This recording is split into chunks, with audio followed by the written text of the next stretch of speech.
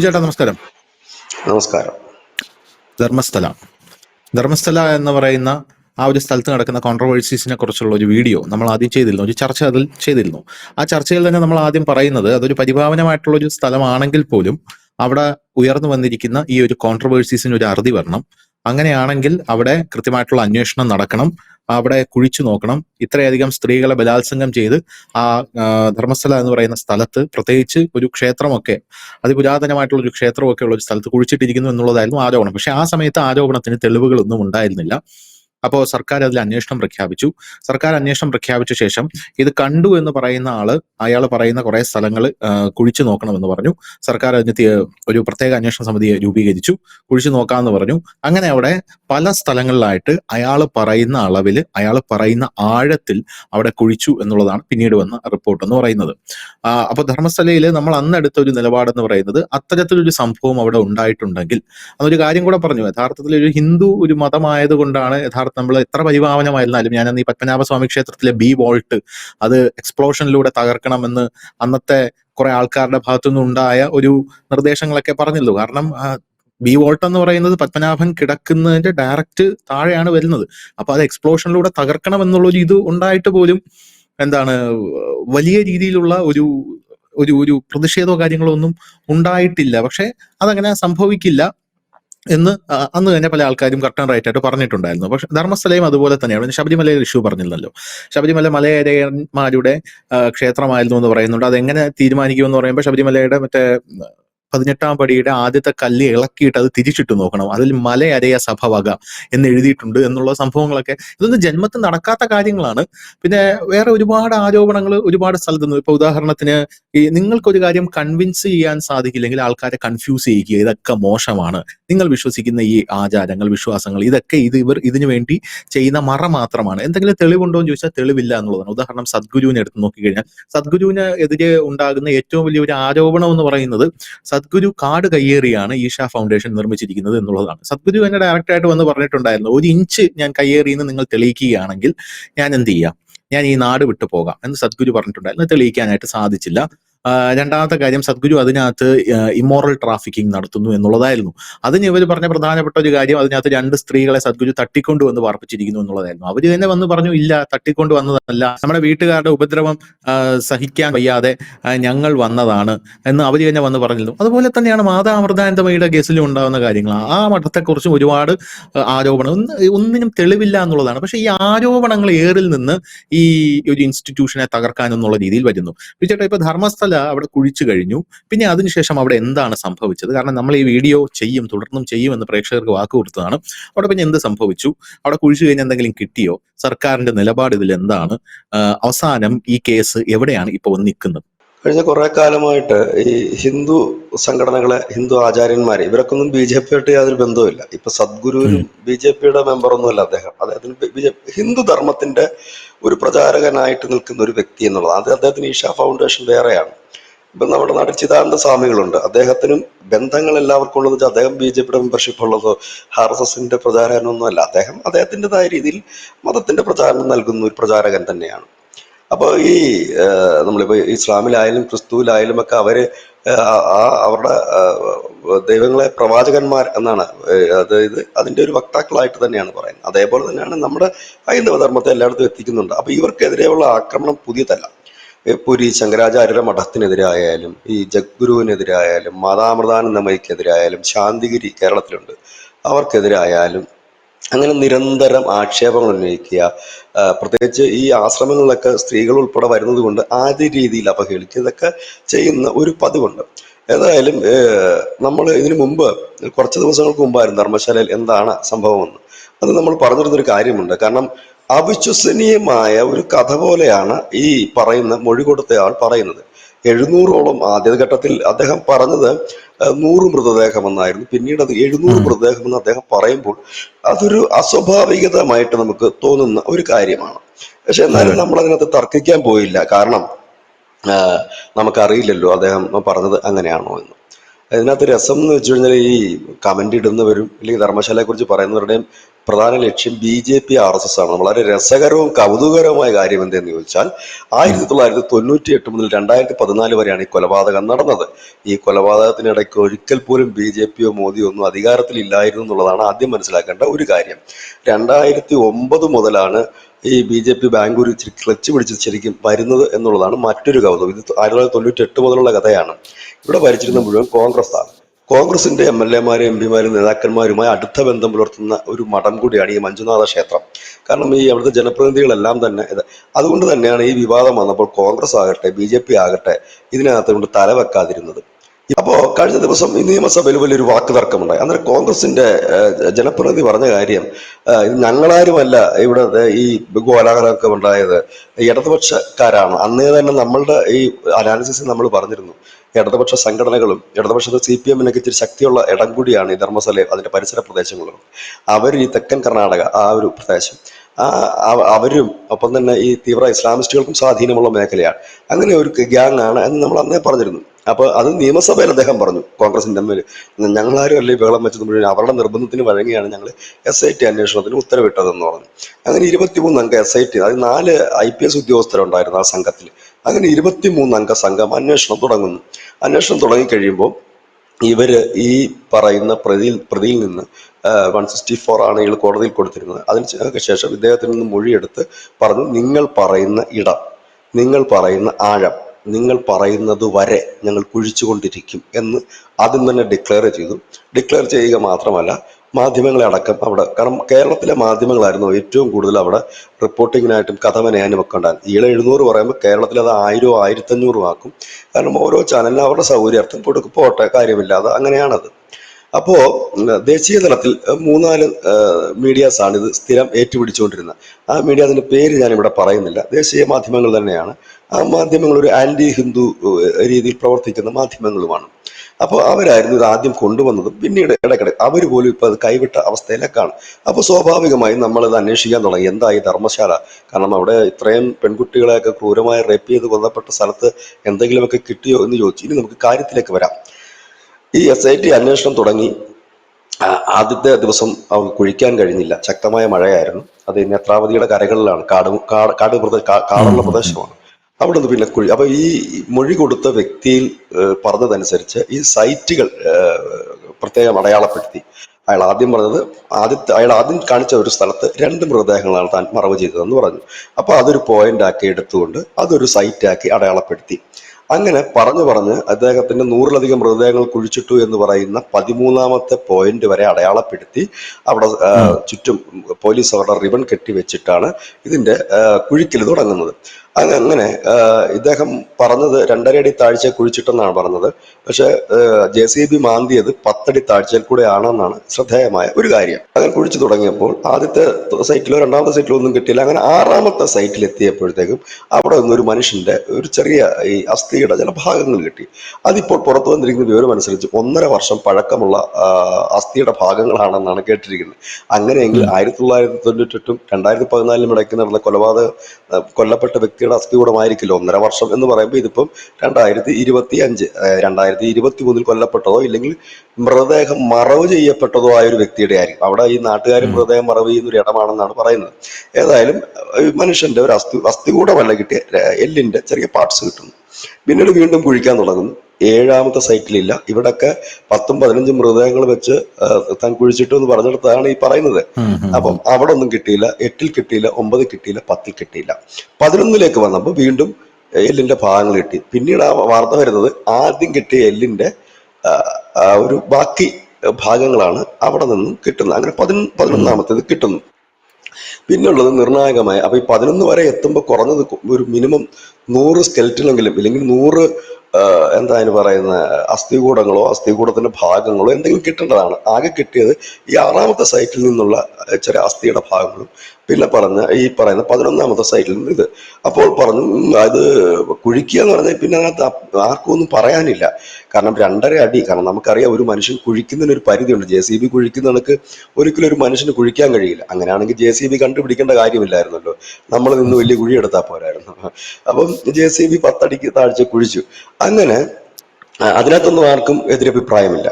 കുഴിച്ചതിനകത്ത് എതിരെ അഭിപ്രായമില്ല, അന്വേഷണത്തിനെതിരെ അഭിപ്രായമില്ല, ആർക്കും ഒന്നുമില്ല. ഇതെല്ലാം നാട്ടുകാർ കണ്ടുകൊണ്ടിരിക്കുക, അവിടെയുള്ള ഹൈന്ദവ സംഘടനകൾ കണ്ടുകൊണ്ടിരിക്കുക, കോൺഗ്രസ്സുകാർ കണ്ടുകൊണ്ടിരിക്കുന്നുണ്ട്, BJP-ക്കാർ കണ്ടുകൊണ്ടിരിക്കുന്നു. ഒരു കാര്യം ആലോചിക്കണം, കേരളത്തിൽ കിടന്ന് ഇത്രയും പ്രശ്നം ഉണ്ടാക്കുമ്പോൾ അവരുടെ തന്നെ പാർട്ടി ഭരിക്കുന്ന കർണാടകത്തിൽ, അവരുടെ പാർട്ടി ഭരിച്ചുകൊണ്ടിരുന്ന കർണാടകത്തിൽ ഇന്ത്യയിലെ പ്രതിപക്ഷ പാർട്ടിയായ നേതാവായ രാഹുൽ ഗാന്ധി പോലും കമാന്നൊരു അക്ഷരം ഇതിനെക്കുറിച്ച് പറഞ്ഞിട്ടില്ല. ഇനി അടുത്ത അടി നിമാറ നടന്നു, അത് ഞാനിത് കഴിഞ്ഞിട്ട് പറഞ്ഞുതരാം. അങ്ങനെ എത്തി 13ാമത്തെ ഇടം വന്നു. 13ലാണ് ഇദ്ദേഹം ചത്ത പട്ടിയെ പോലെ 100 കണക്കിന് മൃതദേഹം താൻ കുഴിച്ചിട്ട ഇടം എന്ന് പറഞ്ഞുകൊണ്ട് ബാഹുബലി കുന്നിൽ കുഴിക്കാൻ പറഞ്ഞു. ഈ ബാഹുബലി കുന്നില് ഇപ്പോൾ നമ്മൾ മാധ്യമ വാർത്തകൾ ശരിയാണെന്നുണ്ടെങ്കിൽ പാറക്കെട്ട് നിറഞ്ഞൊരു സ്ഥലമാണ്. അവിടെ എങ്ങനെയാണ് ഈ 100ലധികം മൃതദേഹം ഇദ്ദേഹം കുഴിച്ചിട്ടതെന്ന് അറിയില്ല. ഏതായാലും JCB, മനുഷ്യനേക്കാൾ കുറച്ചുകൂടെ പവർ ആയിരിക്കുമല്ലോ മെഷീന്, JCB അവിടെ 4.5 അടി താഴ്ച കുഴിച്ചു. അവിടെ നിന്ന് ഒന്നും തന്നെ കിട്ടിയില്ല. അവിടെയാണ് 15 വയസ്സുള്ള ഒരു മലയാളി പെൺകുട്ടിയെ അടിവസ്ത്രമില്ലാതെ ക്രൂരമായി പീഡിപ്പിച്ച് കുഴിച്ചിട്ടെന്ന് ഇദ്ദേഹം പറയുന്ന സ്ഥലം. അവിടെ കണ്ടില്ല. അവിടെ എന്ത് സംഭവിച്ചു എന്ന് ചോദിച്ചാൽ, ആ പാറക്കെട്ട് നിറഞ്ഞ ആ ബാഹുബലി കുന്ന് കുഴിച്ചു തുടങ്ങിയപ്പോൾ മണ്ണെല്ലാം വീടിച്ച് താഴോട്ട് വന്നു. കാരണം അത്രത്തോളം പരിസ്ഥിതി ലോലമായ അങ്ങനെ ഒരു പ്രദേശമാണ്. അവിടെയാണ് ഇത്രയും വലിയ കുഴിയെടുത്ത് ഇദ്ദേഹം 100 അധികം പേരെ ഇട്ടെന്ന് പറയുന്നതാണ് മറ്റൊരു വിരോധാഭാസം. ഇതോട് നിയമസഭയിൽ വലിയ വിഷയങ്ങളായി. DK ശിവകുമാർ അടക്കം സിദ്ധരാമയ്യർക്ക് എതിരെ തിരിഞ്ഞു. അങ്ങനെ വലിയ പ്രശ്നങ്ങളായി കഴിഞ്ഞു. ഇപ്പം തിങ്കളാഴ്ച, ഇന്നിപ്പോ ശനിയാഴ്ചയല്ലേ, തിങ്കളാഴ്ച അവർ നിയമസഭയിൽ ഇതിന്റെ ഒരു ഡീറ്റെയിൽസ് വെക്കും.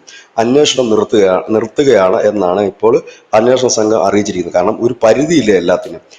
ഇയാൾ പറയുന്നിടത്തെല്ലാം കുഴിച്ചു, ഇവര് പറയുന്ന ആഴത്തിലൊക്കെ കുഴിച്ചു, അങ്ങനെയൊക്കെ ആയിക്കഴിഞ്ഞു. ഇനി ഇത് ഞങ്ങൾക്ക് മുമ്പോട്ട് കൊണ്ടുപോകാൻ താല്പര്യമില്ല, ഇനി എന്തെങ്കിലും ഉണ്ടെങ്കിൽ അയക്ക് വേണേൽ പറയാം, എവിടെങ്കിലും കുഴിക്കാൻ.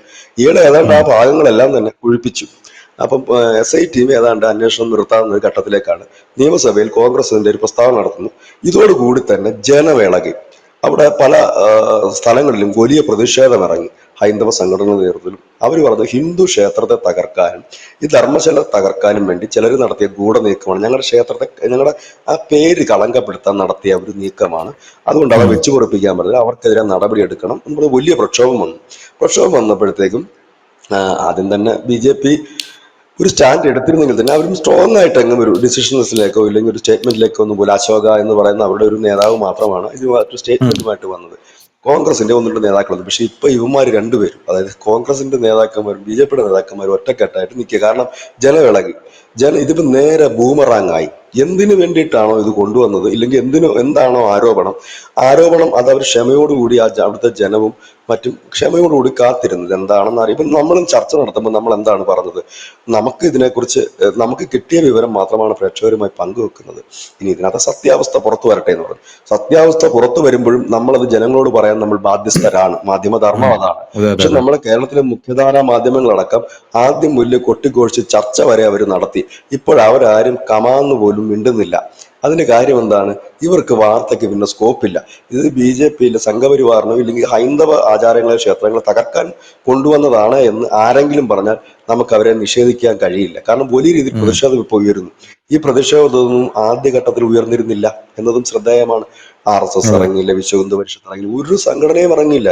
അവരെല്ലാവരും പറഞ്ഞ് അന്വേഷണം നടക്കട്ടെ എന്ന്. ഈ മഞ്ജുനാഥ ക്ഷേത്രത്തിന്റെ ഭരണസമിതികളും പറഞ്ഞു അന്വേഷണം നടക്കട്ടെ. BJP പറഞ്ഞു അന്വേഷണം നടക്കട്ടെ. അശോക എന്ന് പറഞ്ഞ BJP-യുടെ അവിടെയുള്ള നേതാവാണ്. സ്വാഭാവികമായി പുള്ളിക്ക് അത് പറയാതിരിക്കാൻ കഴിയില്ല. അപ്പോ എല്ലാവരും ഇത് തന്നെ പറഞ്ഞു. ഇപ്പൊ അന്വേഷണം ഇതേ രീതിയിൽ നാട് മുഴുവൻ കിടന്ന് കുഴിച്ചിട്ടും ആകെ കിട്ടിയത് 2 അസ്ഥിയുടെ കഷ്ണമാണ്. അതിന് 1.5 വർഷം പഴക്കമുള്ളതാണ് റിപ്പോർട്ട്. നമുക്ക് പോലീസിന്റെ റിപ്പോർട്ടല്ല നമുക്ക് വരുന്നത്, അങ്ങനെ ഒരു റിപ്പോർട്ട് നമുക്ക് കിട്ടിയിട്ടുണ്ട്. ഏതായാലും ഇദ്ദേഹം പറഞ്ഞതുപോലെ 700 പോയിട്ട് 10 എണ്ണത്തിന്റെ പോലും അവിടുന്ന് കിട്ടിയിട്ടില്ല, 5 എണ്ണം പോലും കിട്ടിയിട്ടില്ല. ആകെ കിട്ടിയത് ഇതാണ്. ഇപ്പൊ പറയുന്നു ഇയാൾക്ക് ചില മാനസിക അസ്വസ്ഥതയുള്ള ആളാണെന്ന് പറയുന്നു.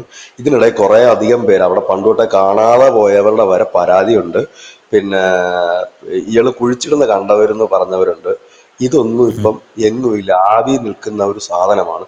ഇപ്പൊ ഇത് ബൂമറാങ് പോലെ ആരൊക്കെയാണ് ഇതിന് പിന്നിൽ പ്രവർത്തിച്ചതെന്ന് നിയമസഭയിൽ തന്നെ അവിടുത്തെ നിയമസഭയിലെ പ്രതിനിധി വിളിച്ചു പറഞ്ഞ ഇടതുപക്ഷ പ്രവർത്തകരും സംഘടനകളുമാണ് ഇത്രയും പ്രശ്നം ഉണ്ടാക്കിയത്. ഇപ്പൊ എന്തു പറ്റി? ചക്കിന് വെച്ചത് കൊക്കിന് കൊണ്ടു എന്ന് പറഞ്ഞൊരു അവസ്ഥയിലേക്കാണ് ഇപ്പൊ ധർമ്മസ്ഥലം നിൽക്കുന്നത്. ഇനിയിപ്പം അതുകൊണ്ടാണ് ഇപ്പം മാധ്യമങ്ങളൊന്നും ഈ വാർത്ത ഏറ്റുപിടിക്കാത്തത്. എന്തുകൊണ്ട് ഏറ്റുപിടിക്കുന്നില്ല? ഇതുവരെ വലിയ ആവേശത്തിലുണ്ടായിരുന്ന ഒരു മാധ്യമങ്ങൾ, എനിക്ക് തോന്നുന്നു കേരളത്തിൽ നമ്മളടക്കം ഇപ്പോൾ അറ്റ് പ്രസന്റ് ചെയ്തത് വളരെ വിരലിലെണ്ണാവുന്ന ഓൺലൈൻസുകൾ മാത്രമാണ് ഈ വാർത്ത പിന്നെയും ചെയ്തത്. അന്ന് ആവേശം കാണിച്ച ഒരു യൂട്യൂബ് ചാനൽസ് ഇന്നില്ല. പിന്നെ മറ്റ് മുഖ്യധാരാ മാധ്യമങ്ങളൊന്നുമില്ല. വിരലിൽ എണ്ണാവുന്ന 2-3 മാധ്യമങ്ങൾ മാത്രമാണ് അന്നും ഈ വാർത്ത ചെയ്തിട്ടുള്ളത് കേരളത്തിൽ. ഓൺലൈൻ മീഡിയാസ് ഇന്നും അത്രേ ഉണ്ടായിട്ടുള്ളൂ. അപ്പം നമ്മൾ പറഞ്ഞില്ലേ, ഇത് ഇപ്പോൾ തുടങ്ങിയതല്ല, ഇത് ഉം. കാലാകാലങ്ങളിലായിട്ട് ചെയ്തു വരുന്ന ഒരു കാര്യമാണ്. ഈ പിന്നെ തമിഴ്നാട്ടിലൊക്കെ ജഗ്ഗുരുവിനൊക്കെ അകത്താക്കാൻ വേണ്ടി സ്റ്റാലിൻ എന്തൊക്കെ കാര്യങ്ങൾ ചെയ്തിട്ടുണ്ട്, ഒരുപാട് അതെ കാര്യങ്ങൾ അതെ. ചെയ്തിട്ടുണ്ട്. അത് എല്ലായിടത്തും ഉണ്ട്. നമ്മുടെ ഈ കേരളത്തിൽ ഇപ്പോഴാണ് ഈ CPM-മാരൊക്കെ ഒന്ന് ഒതുങ്ങിയിട്ടുള്ളത്. പണ്ട് ഇവിടെ ഈ പിന്നെ ധനുഷിന് ഓർമ്മയുണ്ടാകും, പ്രേക്ഷകർക്കും ഒക്കെ ഉണ്ട് ഉണ്ട്. ഓർമ്മയുണ്ടാകും, മുമ്പ് ഈ ദുർമന്ത്രവാദമൊക്കെ പറഞ്ഞിട്ട് DYFIക്കാര് കേരളത്തിൽ ഉടനീളമുള്ള നല്ല രീതിയിലൊക്കെ പ്രവർത്തിക്കുന്ന അനവധി ഹിന്ദു ആശ്രമങ്ങളും മറ്റുമൊക്കെ അടിച്ചു തകർക്കുകയും വലിയ പ്രതിഷേധം ഉം ഉം. ഉണ്ടാക്കുകയും ചെയ്ത് നമ്മൾ കണ്ടതാണ്. എന്നിട്ട് ഒരു ഉളുപ്പുമില്ലാതെ പിറ്റേ ദിവസം അവരുടെ കയ്യിൽ നിന്ന് പോയി പിരിവും മേടിക്കുകയും ഇല്ലെങ്കിൽ അവരുടെ പരിപാടിക്ക് തോരണം കെട്ടിക്കൊടുക്കുകയും ചെയ്യുന്ന ഒരു പരിപാടി ഇന്നിപ്പോൾ അവർക്കത് ചെയ്യാനുള്ള ധൈര്യമില്ല. അതെ. വ്യാപകമായിട്ട് നമ്മളത് കണ്ടതാണ്. ഈ പറയുന്ന അമൃതാനന്ദമയി ദേവിയുടെ ആ ഒരു ട്രസ്റ്റിനെതിരെ അല്ലെങ്കിൽ ആ മഠത്തിനെതിരെയൊക്കെ വലിയ പ്രതിഷേധങ്ങൾ അവർ ഉയർത്തിക്കൊണ്ട് വന്നതാണ്. വലിയ പ്രതിഷേധ പ്രകടനങ്ങൾ തന്നെ വന്നതാണ്. ഇന്ന് അവർക്കൊന്നും മിണ്ടാട്ടമില്ല. അവരെല്ലാം ആ ചടങ്ങിൽ ഉം. പങ്കെടുക്കുക. അതായത് 10 വോട്ടിന് വേണ്ടിയിട്ടോ ഇല്ലെങ്കിൽ രാഷ്ട്രീയ അട്ടിമറികൾക്ക് വേണ്ടിയിട്ടോ ഇല്ലെങ്കിൽ മറ്റെന്തെങ്കിലും വേണ്ടിയിട്ടോ ബാലിശമായ ആരോപണം ഉന്നയിക്കുന്നു. പക്ഷെ ഇതിന്റെ ഒരു കാര്യം എന്ന് പറഞ്ഞു കഴിഞ്ഞാൽ, ഇത് സാമാന്യ ബുദ്ധിയുള്ളവർക്ക് ലോജിക്കലി ഒന്ന് മനസ്സിലാക്കും. ഒരു മനുഷ്യൻ അയാള് ഈ പറയുന്ന മൃതദേഹങ്ങൾ ഒരു മടിയും കൂടാതെ ഈ 700-ലധികം മൃതദേഹങ്ങൾ വന്ന് കുഴിച്ചിടുന്നു എന്നൊക്കെ പറയുമ്പോൾ അദ്ദേഹം നമ്മൾ സിനിമയിലൊന്നും കാണാത്തതിനേക്കാളും വലിയൊരു ക്രൂരനായ ഒരു മനുഷ്യനായിട്ടാണ് നമുക്ക് തോന്നുന്നത്. അങ്ങനെ ഒരു ഉം. മനുഷ്യനൊക്കെ വേൾഡിൽ പോലും നമ്മൾ ഇങ്ങനത്തെ ഒരു കഥകൾ കേട്ടിട്ടില്ല, പുരാണങ്ങളിലും നമ്മൾ കേട്ടിട്ടില്ല. അതാണ്. പക്ഷെ കർണാടക സർക്കാർ അതിന് അഭിനന്ദനം അർഹിക്കുന്നുണ്ട്. കാരണം അവരൊരു അന്വേഷണം പ്രഖ്യാപിച്ച് അന്വേഷിച്ച് അതിന്റെ സത്യാവസ്ഥയിലേക്ക് എത്തിയല്ലോ. അപ്പൊ എന്താണ് കർണാടക സർക്കാർ അതിന് മാത്രമല്ല, ഹൈന്ദവ സമൂഹം മുഴുവൻ ഒരു അഭിനന്ദനം അർപ്പിക്കുന്നുണ്ട്. കാരണം വേറെ ഏതെങ്കിലും ഉണ്ട് ഉണ്ട് ഉണ്ട്. മതത്തിലായിരുന്നെങ്കിൽ കുഴിക്കാനായിട്ട് പോലും അവർ സമ്മതിക്കത്തില്ലായിരുന്നു. ഇല്ല, സത്യം. അതും ശരിയാണ്. അത് ധനുഷ് പറഞ്ഞ വലിയ പോയിന്റ് തന്നെയാണ്. പ്രത്യേകിച്ച് കർണാടക എന്നൊക്കെ പറയുന്നത്, പ്രത്യേകിച്ച് ഈ സ്ഥലം എന്നൊക്കെ പറയുന്നത് വളരെ സെൻസിറ്റീവായ സ്ഥലങ്ങളാണ്. ഈ പറയുന്ന ഹൈന്ദവ സംഘടനകളൊക്കെ, അതിതീവ്ര ഹൈന്ദവ സംഘടനകൾ ഒരുപാടുള്ള സ്ഥലങ്ങളാണ്. അവരൊന്നും മിണ്ടിയില്ല, ശാന്തമായിട്ട് നിന്നു. പിന്നെ അവര് അവിടെ ചാനലുകാരെ മർദ്ദിച്ചിരുന്നു. അത് എന്തിനാണെന്ന് ചോദിച്ചാൽ ഞാൻ പിന്നീട് അന്വേഷിച്ചാണ് അറിഞ്ഞത്. ആ സാധനം ഇത് വലിയ വാർത്തയാണ്. ചില ചാനലുകാർ മാധ്യമപ്രവർത്തകരെ മർദ്ദിച്ചു. ഞാൻ അന്വേഷിച്ചപ്പോൾ അറിഞ്ഞത് ഇവന്മാർ അവിടെ പോയിട്ട് അവരുടെ സ്ഥലത്തിനെ കുറിച്ച് കുറ്റം പറഞ്ഞു. അതായത് ഇവിടെ ഉം. മുഴുവൻ ഇങ്ങനെയാണ്. അതിപ്പോ സ്വാഭാവികമല്ലേ. ഇപ്പൊ നമ്മുടെ അതെ നാട്ടിലൊരു അതെ. ഇപ്പൊ തിരുവനന്തപുരത്ത് ഒരു സംഭവം നടക്കുന്നു എന്ന് കരുതിയിട്ട് തിരുവനന്തപുരത്തുള്ളവർ മുഴുവൻ ഇങ്ങനെയാണെന്ന് പറഞ്ഞ് അവിടെ റിപ്പോർട്ട് ചെയ്താൽ രക്തത്തിളപ്പുള്ള നാട്ടുകാരനാണ് കൈവച്ചു പോകും, സ്വാഭാവികം. അത് തന്നെയാണ് അവിടെ സംഭവിച്ചിട്ടുള്ളത് എന്നാണ് എനിക്ക് മനസ്സിലാക്കാൻ കഴിഞ്ഞത്. അതിപ്പം ഞാൻ ഈ ഫീൽഡിൽ ഉണ്ടായിരുന്നൊരു വ്യക്തി ആയതുകൊണ്ട്, ഞാനും ഈ റിപ്പോർട്ടിങ്ങിന് പോയ വ്യക്തി ആയതുകൊണ്ടും ഉം. നമുക്കറിയാം, ഒരു ഹൈപ്പിന് വേണ്ടിയിട്ട്, ബ്രേക്കിങ്ങിന് വേണ്ടി, റീച്ചിന് വേണ്ടിയിട്ടൊക്കെ ഇതിന്റെ അപ്പുറവും നമ്മൾ ആവേശത്തിൽ വിളിച്ചു പറയും, സ്വാഭാവികം. യെസ്. ഈ വയറ്റിപ്പിഴപ്പാണല്ലോ മുഖ്യം. അപ്പൊ പിന്നെ അതിന്റെ അപ്പുറത്തേക്ക് എന്ത് ധർമ്മം? അതാണ് അതിന്റെ രസം. ഇതാണ് ഇപ്പം നമുക്ക് ധർമ്മശാലയെ കുറിച്ച് പറയാനുള്ളത്. ഇനിയിപ്പം പ്രേക്ഷകർക്ക് തന്നെ തീരുമാനിക്കാം ഈ കേസ് എങ്ങനെ പോകുമെന്നും എന്താണെന്നും ഈ ഊതി വീർപ്പിച്ചു കൊണ്ടുവന്ന് എങ്ങനെയാകുമെന്നൊക്കെ. പിന്നെ ഇല്ലാത്ത കാര്യങ്ങൾ നമുക്ക് പറയാൻ കഴിയില്ല. ഇപ്പൊ അവിടെ 100 മൃതദേഹങ്ങൾ ഉണ്ടെന്നോ ഇല്ലെന്നോ നമുക്ക് പറയാൻ കഴിയില്ല. നമുക്ക് ആ പണി ഇല്ലതാനും. അതെ. ഉണ്ടെങ്കിൽ ഉണ്ടെന്ന് തന്നെ പറയാം. ആദ്യത്തെ ദിവസം നമ്മൾ ചർച്ച നടത്തിയപ്പോൾ നമ്മൾ പറഞ്ഞത് അങ്ങനെ ഉണ്ടെന്നുണ്ടെങ്കിൽ നമ്മൾ വീണ്ടും ഈ ചർച്ച നടത്തും, നമ്മൾ അതിന് കുറ്റക്കാരെ കണ്ടെത്തണം. കാരണം ഇത് ഒരു എല്ലാവരും പോകുന്നൊരു ഹൈന്ദവ ക്ഷേത്രമാണ്. കാരണം അവിടെ ഒരു കളങ്കം വന്നാൽ അത് എല്ലാ ഹൈന്ദവരെയും ബാധിക്കുന്നതുമാണ്. അപ്പൊ സ്വാഭാവികമായിട്ട് അതിന്റെ അടുത്ത എപ്പിസോഡ് ഇപ്പോഴെന്താണ് സിറ്റുവേഷൻ എന്നറിയാൻ ഒരുപാട് പേർക്ക് ആഗ്രഹമുണ്ട്. എന്നെയും ചിലരൊക്കെ വിളിച്ച് ചോദിക്കുന്നുണ്ടായിരുന്നു, നിങ്ങൾ എന്താണ് അത് എടുക്കാത്തതെന്ന്. പിന്നെ ഈ ട്രംപ് ഒക്കെ ഇങ്ങനെ കിടക്കുന്നതുകൊണ്ടാണ് ഇടയ്ക്ക് നമുക്ക് അതിലേക്ക് പോകാൻ പറ്റാതെ വന്നത്. എന്നെയും ആ ധർമ്മസ്ഥലയുടെ വീഡിയോ ചെയ്തു കഴിഞ്ഞ ശേഷം കുറച്ച് ആൾക്കാർ വിളിച്ചിരുന്നു. എന്നിട്ട് പറഞ്ഞു, നിങ്ങളുടെ ഈ നിഗമനം തെറ്റാണ്, ധർമ്മസ്ഥല നിങ്ങൾക്ക് അറിയാത്തത് കൊണ്ടാണ്, ഞങ്ങൾ ഇവിടെയൊക്കെ താമസിക്കുന്ന ആൾക്കാരാണ്. ചില ആൾക്കാർ കാസർഗോഡ് നിന്ന് വിളിച്ചിരുന്നു, അത് നിങ്ങൾക്ക് അറിയില്ല കർണാടക ഒരു കൾച്ചർ.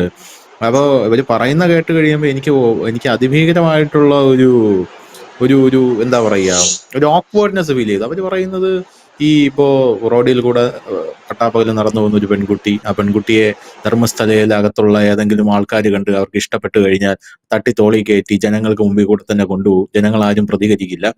എന്നിട്ട് അകത്ത് പോയി ബലാത്സംഗം ചെയ്ത് അവരെ മുമ്പിൽ വെച്ച് കഴിഞ്ഞാൽ കഴുത്തിനിരിച്ചു കൊന്ന് അവരെ മുമ്പിൽ വെച്ച് കഴിഞ്ഞാൽ കുഴിച്ചിടും. നിങ്ങൾക്കത് അറിഞ്ഞുകൂടാത്തത് കൊണ്ടാണ്. അപ്പൊ ഞാനിങ്ങനെ വിചാരിച്ചു, ഇതൊക്കെ ഞാൻ സത്യം പറഞ്ഞാൽ പഴയ തെലുങ്ക് സിനിമകളിലൊക്കെ കണ്ടിട്ടുള്ളൂ ഇങ്ങനെയുള്ള സാധനങ്ങൾ. ചില രജനീകാന്തിന്റെ തമിഴ് സിനിമകളിലും കണ്ടിട്ടുണ്ട്. അന്ന് കുതിരപ്പുറത്ത് വരുന്ന വില്ലനായിരുന്നു ഇങ്ങനെ പെൺകുട്ടിയെ എടുത്ത് കുതിരപ്പുറത്തിട്ടുകൊണ്ട് പോകുന്നത്. അപ്പൊ ജനങ്ങളൊന്നും മിണ്ടില്ല, കൊന്നുകളയെന്ന് പറയും. അപ്പൊ ഇങ്ങനത്തെ ഇപ്പൊ ഉള്ള ഒരു സാഹചര്യത്തിൽ ഇങ്ങനെയൊക്കെ ഉണ്ടോ എന്ന് ഞാൻ ചിന്തിക്കുമ്പോൾ അവര് വീണ്ടും പറയുകയാണ്, ഇല്ല ഇല്ല അത് അങ്ങനെ തന്നെയാണ്. അപ്പൊ ഞാൻ പറയുന്നത് ബ്ലണ്ടായിട്ട് അങ്ങനെ പറയല്ലേ. നിങ്ങളത് ബ്ലണ്ട് ആയിട്ട് പറയരുത്. നമുക്ക് എന്തെങ്കിലും തെളിവുകൾ വേണമല്ലോ. തെളിവുകൾ ഉണ്ടെങ്കിൽ നമുക്ക് ഓഫ് കോഴ്സ് നമുക്ക് ഇത് അല്ല ഇത് അങ്ങനെയാണ്.